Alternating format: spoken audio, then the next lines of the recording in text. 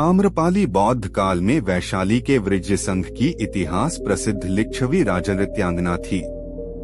इनका एक नाम अम्बपाली या अम्बपालिका भी है। आम्रपाली अत्यंत सुंदर थी और कहते हैं जो भी उसे एक बार देख लेता वह उस पर मुग्ध हो जाता था।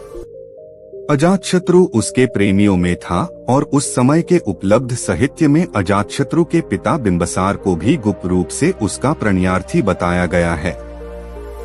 आम्रपाली को लेकर भारतीय भाषाओं में बहुत से काव्य, नाटक और उपन्यास लिखे गए हैं।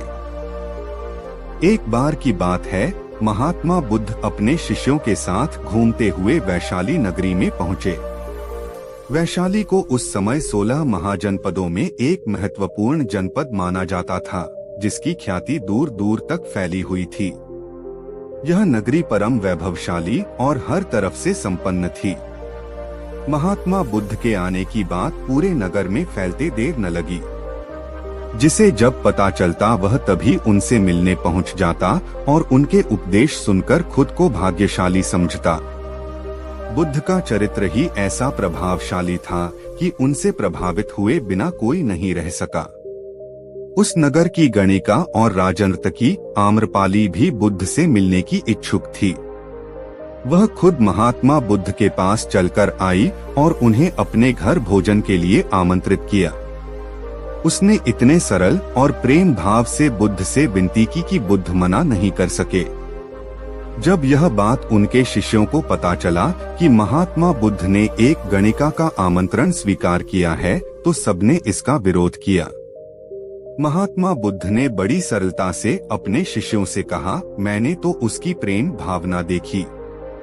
उसने जिस भावना से मुझे बुलाया है वह बिल्कुल पवित्र और निश्चल था।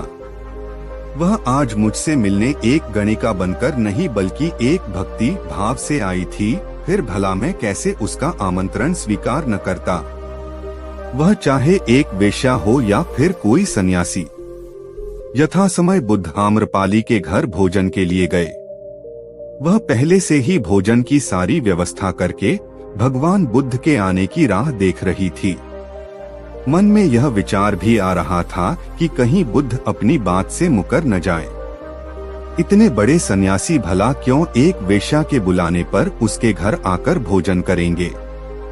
परंतु जैसे ही आम्रपाली ने बुद्ध को अपने घर आते देखा, उसकी प्रसन्नता का ठिकाना न रहा। वह दौड़कर दरवाजे पर गई और उनका स्वागत किया। खुद अपने हाथों से भोजन परोसा और उनकी आवभगत की।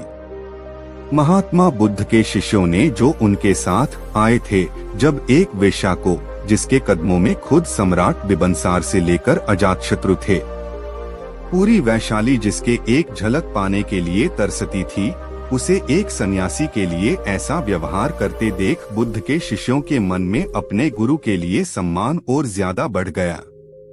आम्रपाली ने महात्मा बुद्ध के व्यक्तित्व के बारे में जैसा सुना था, उनसे मिलने के बाद वह उनसे उससे ज्यादा प्रभावित हुई और उसी समय वह बुद्ध की शरण में चली गई। अपनी सारी संपत्ति वह बौद्ध मठ के नाम करके आजीवन भिक्षुणी बन गई।